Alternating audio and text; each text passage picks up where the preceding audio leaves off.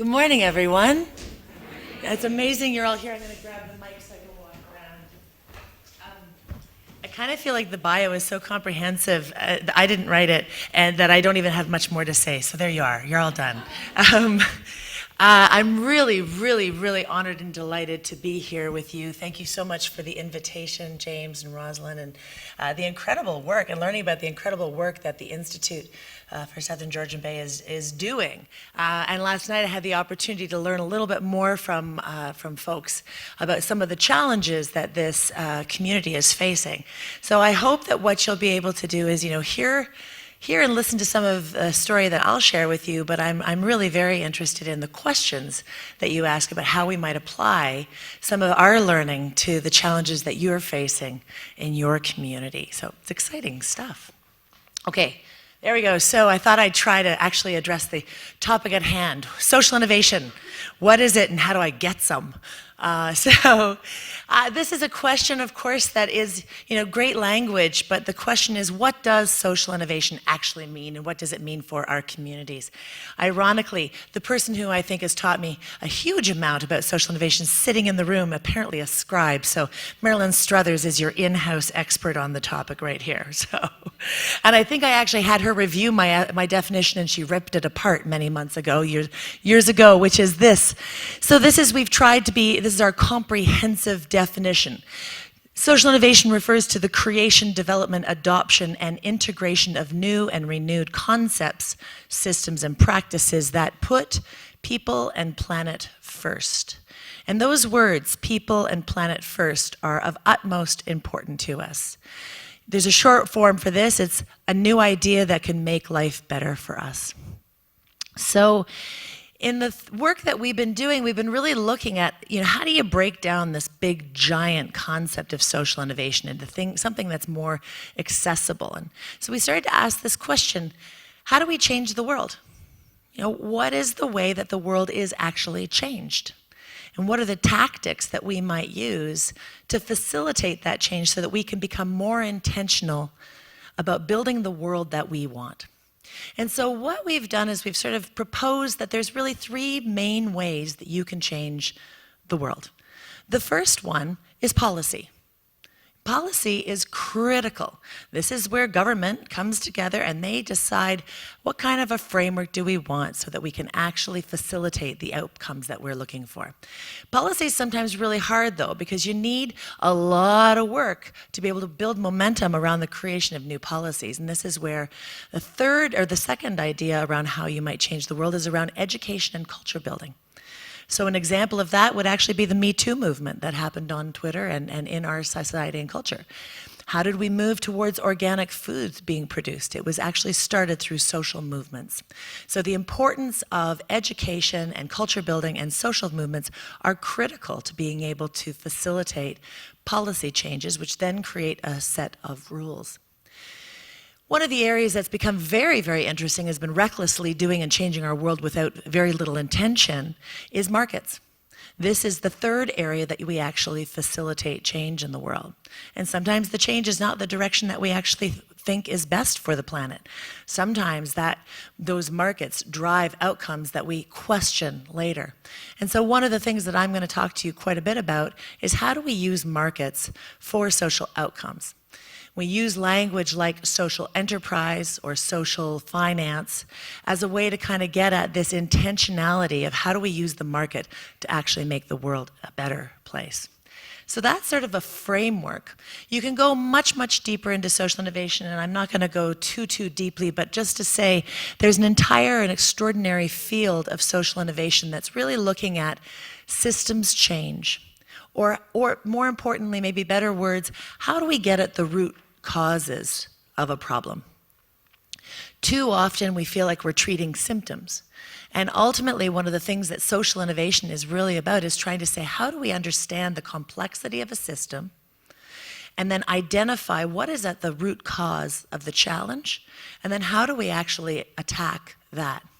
Now, this little framework here is something that I got from the UK, and of course, you might remember Marilyn who did this, but it wasn't me. And it's this question of, what are the tools that we might find in the toolbox for facilitating change. Sometimes if we listen to the media and we're hearing all the social media, folks are all like, oh, disruption, disruption.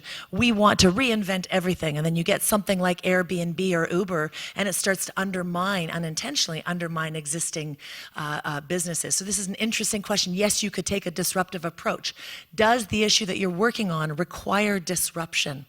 Or might it be more of a continuous improvement? Things are pretty good, but we think we could actually get better. How do we actually facilitate innovation within that context? One of the ones that I have a lot of experience in is in the collaboration space. We recognize that we are so often in these different silos, and this question is, how do we facilitate these collaborations? I never read the newspaper, I really should, but today I went for eggs and I read on the front page that Doug Ford and Trudeau are now hanging out and are best buddies. Right? Let's be here for a moment. It was an amazing moment reading this, because on the very front page of the Toronto Star, Trudeau and Doug Ford were asking the most important question that we can ask to build collaboration, which is, not what do we disagree on, but what do we agree on? Collaboration, the great question. What do we agree on? Where could we move forward? I'm not going to go further on that topic, but. And then, of course, we have this fourth area, which we call transformational change, which is really getting at this question of, is there a way of facilitating perhaps a policy change or a market advancement which is transformational in nature. And certainly when I was working with the Canadian Partnership for Children's Health and the Environment, we were able to get and facilitate with a much bigger, larger network of social movements to be able to get the Canadian government to agree to ban one substance in one product that created and triggered a market transformation around plastics. So today, anywhere in the developed world, you'll be able to find BPDE and BPA-free baby bottles. We also now, at that moment in time, recognize that if you microwave or you dishwash plastic, you're leaching those plastics into your body. That one ban of one substance, which was a policy change, triggered a huge market opportunity for makers of new and more safer products. So this just is to provide you with a bit of an overview of the field. And so when we say social innovation, we're really sort of talking at two levels. One is, yes, we're looking for these transformational changes, these systems changes which will advance everything. That's super hard to get. In our definition and what we're looking for in social innovation, we're really saying, look, we need to put a wind in the sails of everybody's work so that we can really truly put people and planet first in all of the work that we're doing. So you can be very small and narrow like an academic, or you can be very broad and inclusive. And I feel personally that the inclusive approach to this work allows us all to be a part of that solution. And that's a critical part about how we build a new culture with these values and priorities being forward. Okay, so I've given you my little rant, and now I'm going to tell you the story, because I think the story, as Rosalind and James asked me to speak about absolutely everything I know. So I'm not sure how we're going to get it all into the agenda, but we'll give it a shot. But I'll talk to you about the story of CSI, because it's a fun, exciting story that shows you lots of different things that are possible. So back in 2004, before there was anything called co-working, there was a small group of nonprofit organizations that came together with this simple idea. What would happen if we shared? Photocopier leases run about $500 a month. And at the time, Imagine Canada had produced a report that had told us that 85% of the nonprofit sector have budgets of less than $1 million and fewer than 5 staff. 85% of the nonprofit sector. And we kind of knew that that was what was happening. And so what we did is we started to experiment with this simple thing. What would happen if we shared a meeting room? Or a meeting room, or a kitchen, or a photocopier, or internet access. At the time, internet access was barely there, but it was. So very quickly we came up with a theory of change. If we could create the space and animate the community, perhaps innovation would emerge. That was our theory of change. And so we started to play. We started to create, with the 5,000 square feet space in downtown Toronto. We had started to collaborate. We had arts organizations, environmental organizations, all coming together. In our first quarter, and we operated as a social enterprise, and so in our very first quarter, with the support of there were 5 founders, Margie Zeidler being the owner of the building that we were operating in, was a key partnership to get our work started. And in our first quarter, we generated a whopping $572 surplus, right? Who's in business?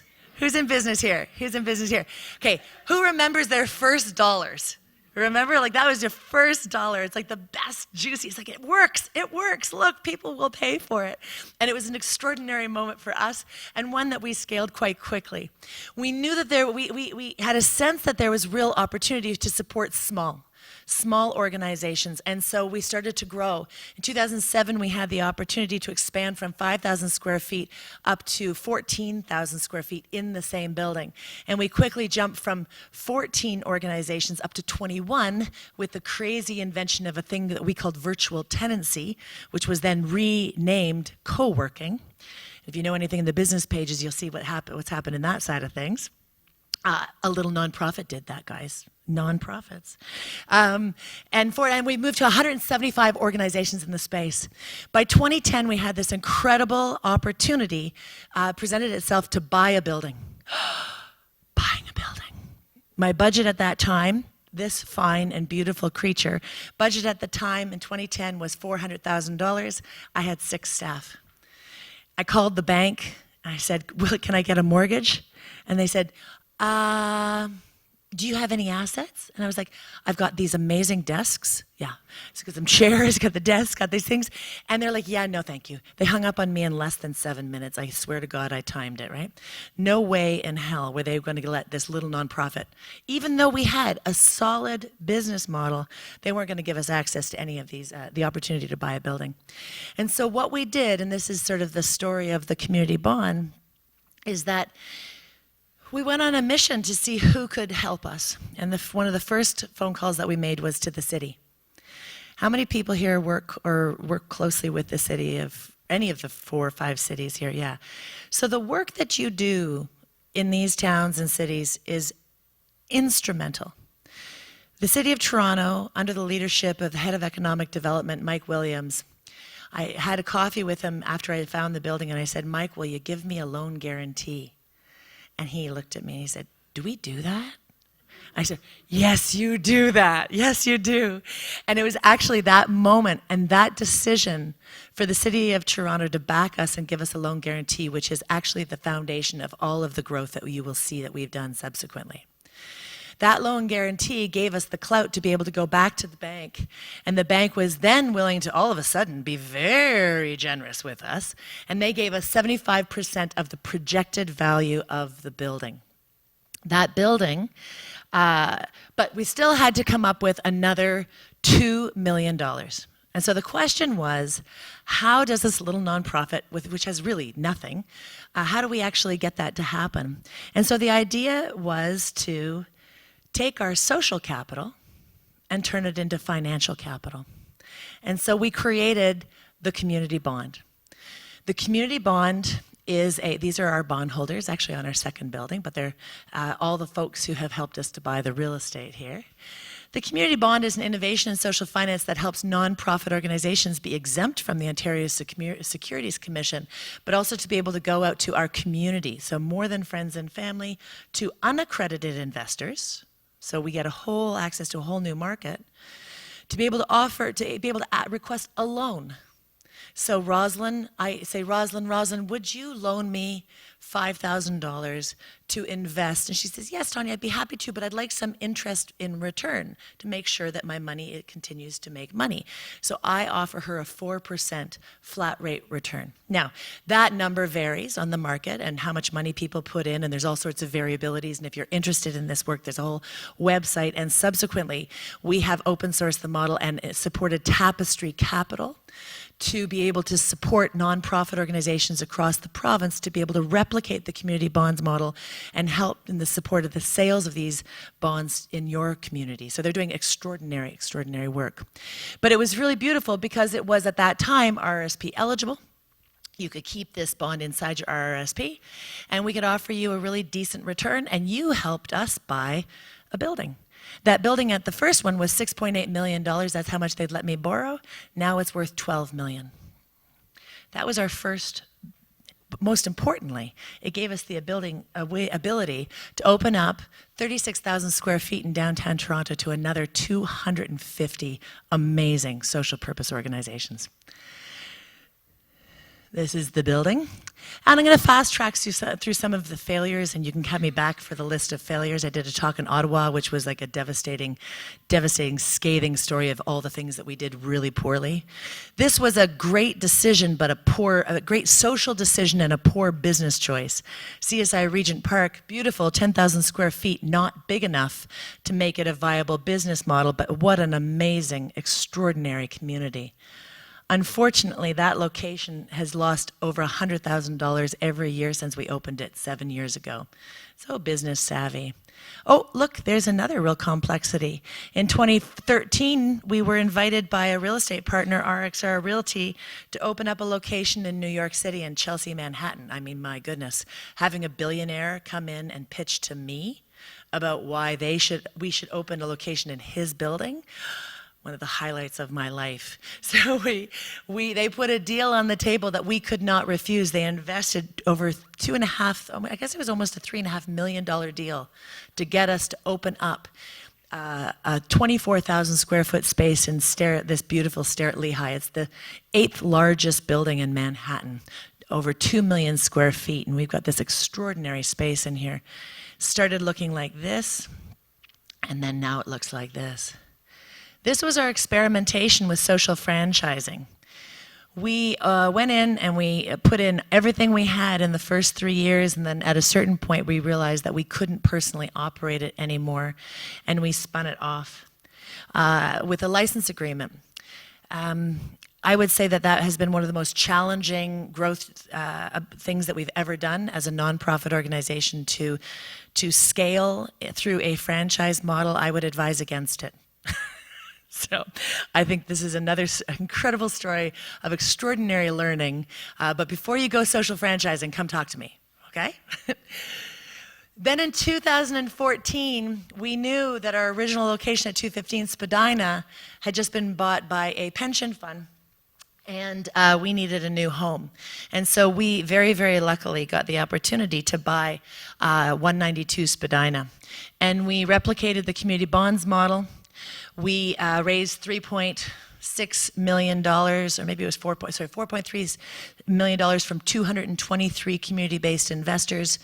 The RRSP eligibility was no longer available to us, so we lowered the minimum investment to $1,000, allowing my assistant and our staff and really, really sort of up-and-coming, much younger folks to be able to invest in the community bond, which gave us access to this extraordinary space.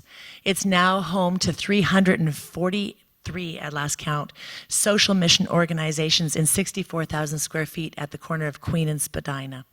So what we did is we took $6.3 million of investments from 300 community-based investors, and we now are sitting on $43 million of downtown Toronto real estate, all through the power of community. Cool, eh? So this is our space. And then the question, of course, is what do we do in our spaces?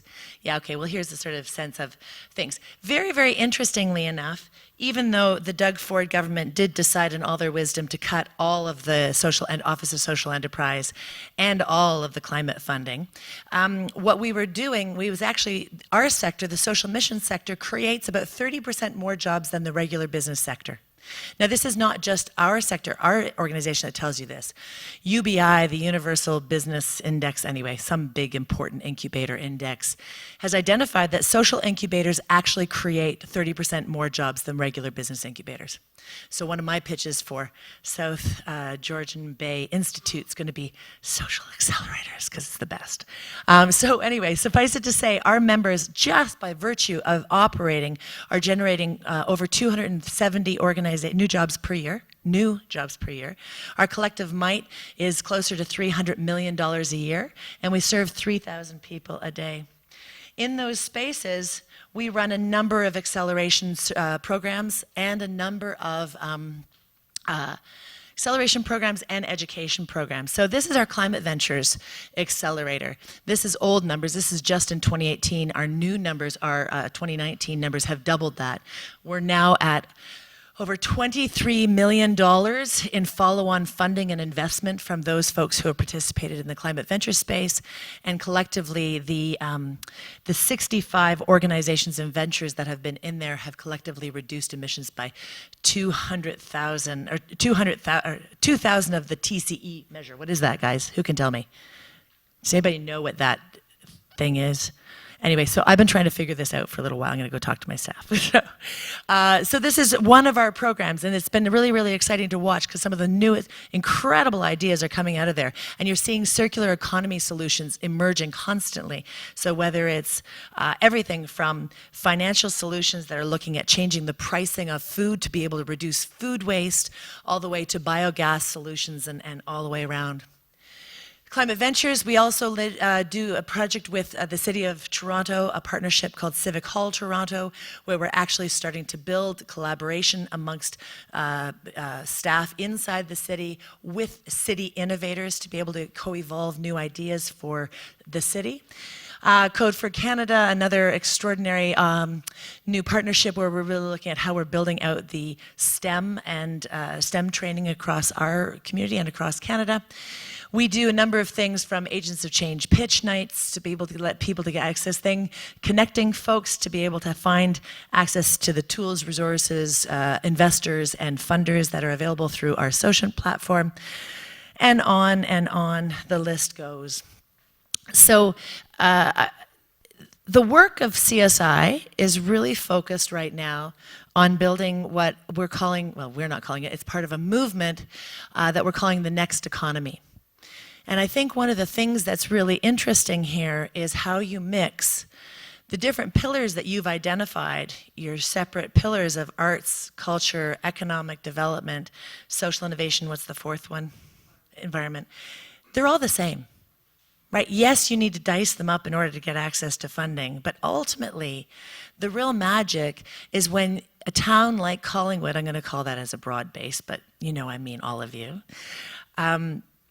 when you can be really clear about how you're differentiating your economic development, that you're able to create a magnetic attractor of a different kind. Is Collingwood likely to become the next Silicon Valley? Well, you're in a big competition with our friends at Waterloo and downtown Toronto. And, yes, we need technology to be in there, but the question of what is the unique value proposition for your community? What can you offer as a driver for economic development that is unique and special? I heard some really interesting stuff last night about water, and I think that's a really exciting and interesting one that I think brings a ton of things together. Our focus at CSI now is about how we're building this next economy that puts people and planet first. How do we get this thing called capitalism to actually serve people instead of itself? How do we start to use these tools to redistribute wealth so everyone has opportunity to be able to be a part of that solution? And this is a driving force behind the work that we do. And those 1,000 organizations are all engaged in some way, whether they're for-profit, nonprofit, or charities, to be able to use these tools to be able to change the world. But sometimes we lack the ideas. And so the question becomes, who's doing the work of actually building these new solutions? And where does that happen in our ecosystem? In pondering that question in 2016, because apparently we weren't growing enough, even though between 2010 and 2014 we went from 6 staff to 60, a budget of $400,000 to $6.5 million, and went from 1 location to 6. It was the most insane growth. And so in 2015, we stopped and we breathed. And we took a hard look at how the ecosystem had changed. And one of the things that we realized is that we were so busy growing that we weren't building the capacity of our community to engage with the tools of social innovation in a deeper way. And so in 2016, we opened the Social Innovation Institute. The Institute is a national initiative with a focus on supporting education about social innovation. It will have it's still very much in development, but it'll have two primary bodies of work that it works forward. The first one is education and capacity building. So one of the things that the Institute is doing is really focusing on what do we know about social innovation, how it's done, and how do we democratize the tools to be able to enable more and more people to be involved with these. So when we say that, what are we talking about? We're talking about ecosystems analysis. We're talking about facilitation skills. We're talking about how we participate with citizens better to co-create new solutions. We talk about things like ethnography and being able to understand the nature of the problems more directly. We talk about including Indigenous and BIPOC communities more actively in the design of the solutions. We're talking about taking risks way earlier in the process and being able to create safe spaces within communities to be able to experiment and take risks. So this is a big part of what the Institute will be focusing on, and we look forward to launching our first ever program in September. It will be available across the country through the next project that we're working on that is sort of the hallmark of the Institute right now, which is a new initiative called Social Innovation Canada. Social Innovation Canada's focus is on building an innovation ecosystem. Some might even say that we're interested in building an innovation nation, although I'm sure that that's what Startup Canada calls it. And so no, we want it to be a social innovation nation. And we think that Canada's greatest potential export to the rest of the world is caring. We think that we can be leaders in creating solutions that put people and planet first, and that the world already wants to look to us for those ideas, and that it's up to us as entrepreneurs and innovators in our communities to be bringing forward a different kind of business, a business that really is positioning the caring economy, inclusive economies, circular economies front and center in our export strategy. Anyway, sorry, I got sidetracked. Social Innovation Canada is a national network that empowers people, organizations, and systems with the tools, knowledge, skills, and connections that they need to solve real and complex problems. Our focus is on helping new practitioners to enter the field, maybe that's some of you, strengthening the capacity and building knowledge amongst practitioners, so we have a real focus on peer learning and communities of practice, and elevating the field of social innovation, and I'll say in a really inclusive way. So Social Innovation Canada is a slow burn. We're not going in for the rah, connect to such and such. We're really truly looking to spread out across the country and to do the hard work of building social capital and relationships that will allow folks to collaborate and build stronger connections so that we can align for action. And we're not doing this alone. We're working with a network of 6 regional hubs across the country. Radius SFU, ABSI Connect in Alberta, Social Innovation Center in Winnipeg, CSI in Ontario, and Maison Innovation Sociale in Quebec, and Inspiring Communities out east. And it's really interesting because, you know, people talk about partnership and, you know, you're never really sure how real it is, but this stuff is like super real. Like this is weavers in communities across the country doing the hard work of building the capacity. Some of the things that we're doing is work around labs. And I want to just drop a couple of these, and I'm going to wrap up and make time for questions. The labs work, there was a convening in BC about 1.5 years ago where over 120 social innovation labs congregated to learn and to co-learn across the different sectors. Now here's what's interesting. You see labs emerging in government. You see labs emerging in nonprofits. You see them emerging in corporations. You also see labs emerging in collaboration with one another. And what a lab is a safe space, a container, where people who are skilled in facilitation can co-create and work to create solutions at an earlier stage that we might be able to experiment with, test, develop prototypes, new ideas, and maybe renewed ideas to be able to help our communities get stronger. So we have labs, we have social R&D. There's, I guess, $1 million of funding right now available to support the emergence of social R&D practices. So labs and social R&D are actually not that different. They're pretty much the same thing, but different marketing, different funder. Don't tell anybody. But effectively, we're looking at doing microgrants to help support the experimentation and risk-taking for early-stage projects and initiatives around social innovation. So what does it all lead to? I think it's fair to say that the field of social innovation in Canada is, well, we were just rated the #1 country in the world to be a social entrepreneur. Thomson Reuters identified Canada as the #1 country in the world. I was pretty pleased. I thought, yeah, we did some of that. Yes. And I think that what it speaks to is our values as a country. We look at the US and we see rampant capitalism and all it does. We look at other parts of the world where maybe it's not enough space. We've always walked this kind of crazy middle ground between all of these different ideologies. And I think because of the way that we're governed in this country, we're particularly good at collaboration. We've had to be with multiple levels of government and confusion. And I think what this does is it gives us an incredible opportunity for us to work together to solve problems and to prove to the rest of each other and the rest of the world that there is a different way of living, that there's a way that we can put our values into action, that we can co-create our communities so they reflect what really matters to us.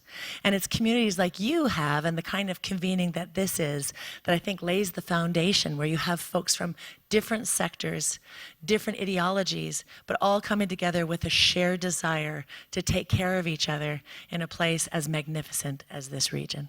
So I'll just open it up now to questions.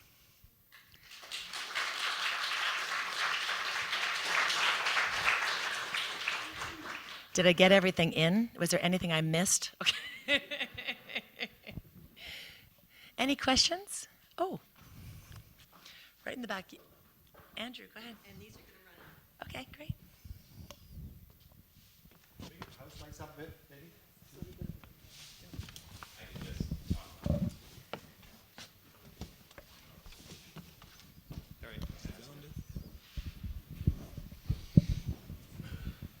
Thanks, Tanya, for the amazing talk. We learned quite a bit, I think.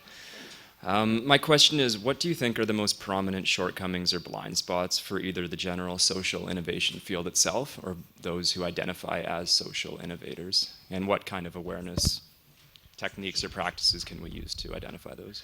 Social justice. I think that's the blind spot. I also think that we can't be, you know, I was telling you, there's this book called Winners Take All, and if you ever want to have a shot to the head, you should read it. It's a good, hard book. And what Anand raises in that book is this question of, will markets be able to solve everything? And the answer is no. No. They're one of 3 tactics that we can employ. But in no way should we be giving up the importance or walking away from the power that we have through government and through our collective action in government, as well as our ability, you know, no social movement, no freedom in our country has been gained, or in the US I think it's even more glaring, without social movements to drive that change.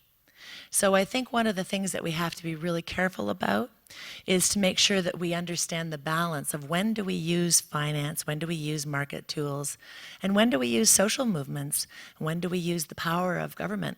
How do we get young people to be attracted to actually work inside government and reclaim the incredible role that we used to have, where it was esteemed, it was a status that you were able to be a public servant. You know, not all the fun should be held just within the entrepreneurs, even though I'm totally an entrepreneur, so like, don't ever put me in government. I tried, I lasted 4 months. But there's different people, different ways, and so I think we need to understand that there's different tools and tactics, and that we need to use these different tools and tactics at different times to get the right kinds of outcomes. And let's be intentional and smart, and not just assume that Tom's shoes and buy one, donate one is going to solve the world, because it's not. Thanks for the question, though. Come on, guys, give me some more questions. I love questions. Ask me tough ones. Yeah, go ahead. Hi. Need to use the mic. Mike. Hi, Tanya. Great remarks. Can you speak a little bit more about the inclusion factor? So you mentioned the BIPOC and the Indigenous communities and how partnership is so key. Because when I think of the growing economic and income disparity that is starting to occur here, how do we engage those communities so that we're also creating opportunities for contributions and good jobs for people? I have to say, I think reconciliation right now is one of the most extraordinary. We're having an extraordinary moment in Canadian history. 2 years ago, when my son graduated from high school, the principal stood up in front of 300 parents and actually spent her 20-minute talk talking about reconciliation. It was so moving and so profound and such a turning point moment. The work working with Indigenous communities is super challenging, and it's one where there's some really important messages around how we can support but not presume to lead. It's critical that we create enabling environments for Indigenous-led initiatives, that they set the tone, that they drive the work, that we can invite, we can engage, we can support, but we must be profoundly attentive to the fact that we're on their land and that we got a pretty messy history. And I know we all feel this sense of like, well, it wasn't me personally, but our culture did that. And we have we need to tread carefully and listen and shut up and don't presume that we have all the answers. And I'm still learning in a really profound way, and it's actually one of the things that I'm most proud of Social Innovation Canada, is they're taking the time. They're working within urban communities where we have way more issues around disenfranchisement from Black and other communities, but also Indigenous, but then across Canada, those communities are emerging, and they're calling us on our shit, and we deserve it. So there's a lot of work to be done, a lot of humility to be embraced on our part, and it's a long journey, and I think we have to walk with as much grace and humility as we can muster. There's some amazing stuff, however, going on in the Indigenous community, and there is leadership emerging like you wouldn't believe. I've had the privilege of working. Is anyone Nancy Griffin in the room? You?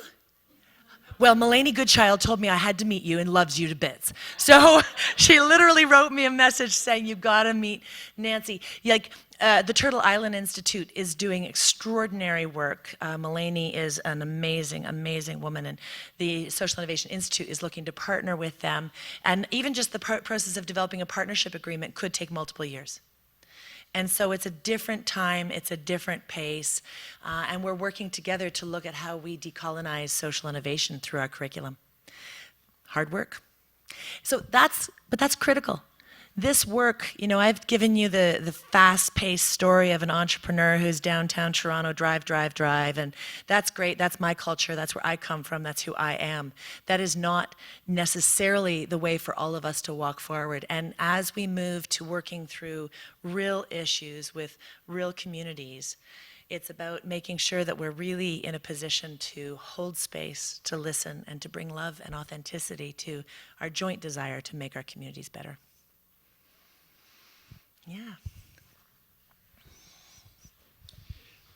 Just on that Indigenous plane, I'm a little bit of a contrarian, and obviously being in business all of my life, but I think the figures are since the late 40s, we have invested $3.1 or $3.3 trillion to solve the Indigenous problems.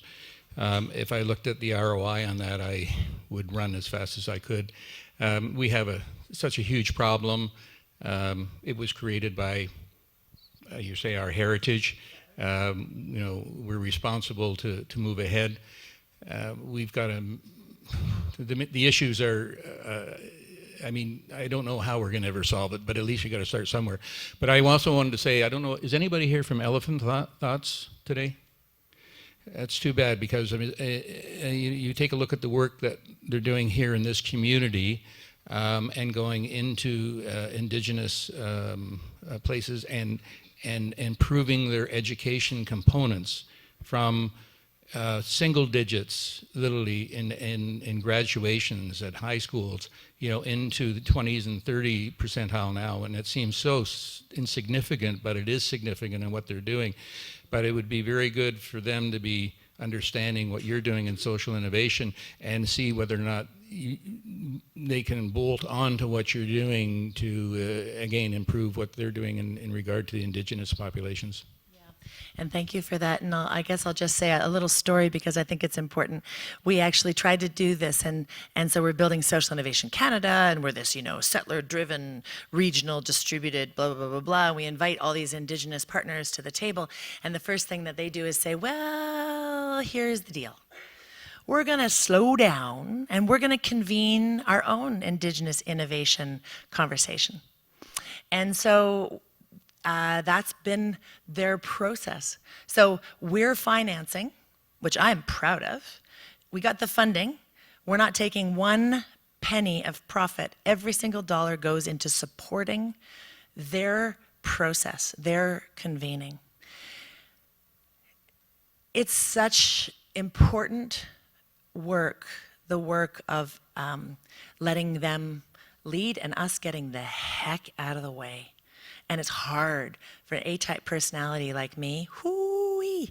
Sometimes I just have to check myself and clear out. And it's all the support and love in the world. So I think we're in a great moment. I actually think that the work and the outcome of us working through reconciliation will give us as a country some of the most extraordinary insight to be able to support and grow a better world. So I hope that we can all be patient, support, enable, and shut the hell up. Yeah. Yeah, no, go ahead. I'm someone who's recently retired, going to be moving up here permanently with my husband, and I'm still so passionate about doing something. I come from the scientific business world.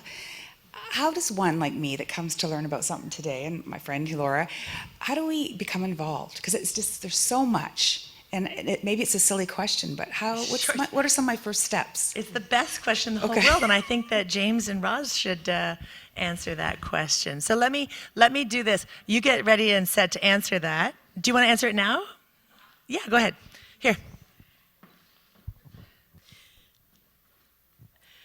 There are many places to begin. And I think for me, when I realized that there were multiple personalities, many of whom in this room that had the same kind of thinking and vision as me, I reached out to them. And so in particular, Don May and David Green and Jeff Shear, people are so willing to meet you and talk with you about where we can add value. And so the Institute is that concept. That's one place to begin. One more, okay. How do you feel about guaranteed income and minimum, excuse me, and minimum wage? Do we lose a lot of people who are just so overwhelmed putting food on the table to do, it's bad for their health, etc.? How do you feel about that? I really love the idea of basic income, so much so that CSI partnered with the Mowat Institute when it still existed to write a paper. We shared all of our demographic research to make the case of how a basic income could actually put fuel in the fire of social entrepreneurship. So often we don't talk about the dark side of entrepreneurship. We don't talk about the entrepreneurs who are supported by their families, their parents, their partners, as they're desperately trying to move those new ideas, which may be ludicrous. Other people think that they're crazy. Who actually finances entrepreneurship? Right? That's my question. Mostly to the Ontario government. Who actually finances that? And I'd say it's on the backs of our families. And we don't talk about the 9 or the 4 to 5 that fail. We don't talk about the human costs, the mental health costs of that failure. We don't talk about the fights that it starts in our families. So I'm really skeptical. As an entrepreneur, I'm really skeptical about entrepreneurship. It's, but if we had a basic income, if we had a safety net, I think what we could see is one, that people who have great ideas with real lived experience, who are coming from marginalized communities, who might have way more practical experiences than any of us who just want to solve the problem for them, if we shift that game around and we actually had infrastructure in place like a basic income, I think we could make extraordinary strides in entrepreneurship, social entrepreneurship, in entrepreneurship generally, in arts and culture, in community well-being, health and wellness. I think it would be unlocking. And I think it's a damn shame that we've started these, now our second round of experiments and pilots, just to see it canceled again. I think it's a travesty. I think we need to wrap. I'm worried about time, Roz. How many more questions, Roz? One more question? There was Okay, one. I'm going to let you guys, because I can't. Here you go. I was just wondering whether you could share a bit about your failure reports and what you do to pick yourself back up and keep moving forward.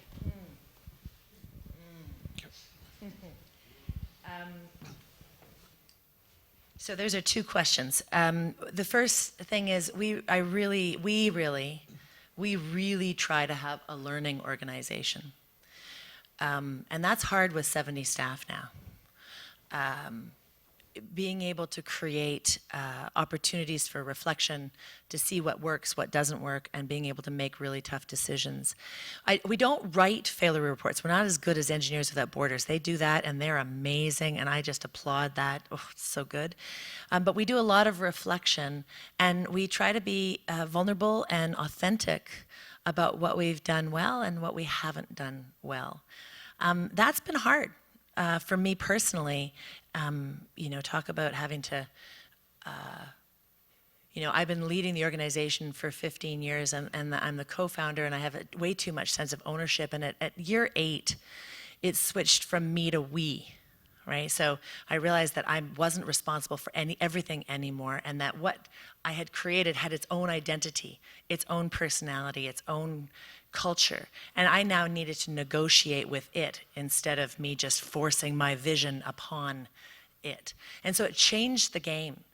And for my personal practice, I'm going to get super woo-woo here, but like for sure legit, meditation and my spiritual practice, my yoga practice, and my ability to stay authentic has enabled me to continue to have authentic, vulnerable conversations with the world and with my team, and that's been critical.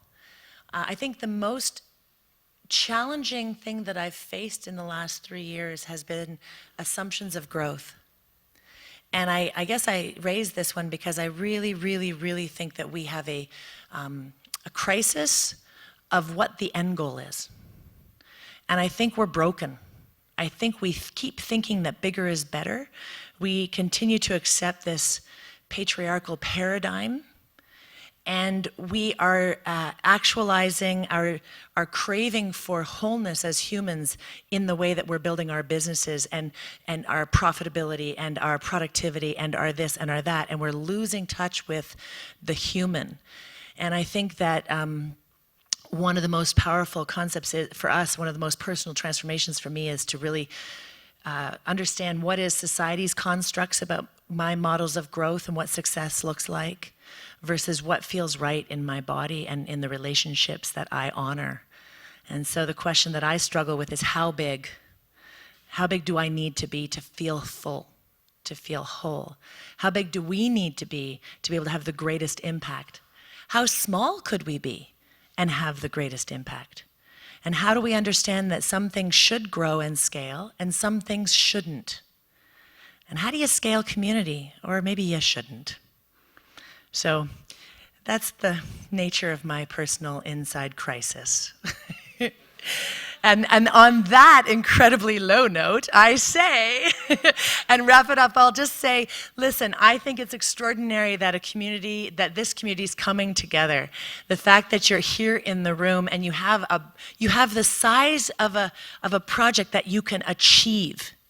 Like, I love this. It's bite-sized. You can bite into this. You can come together. The people in this room could come together to actually decide we're going to do something X, Y, or Z, and you will actually be able to transform whatever you put your mind to, and that's what's exciting.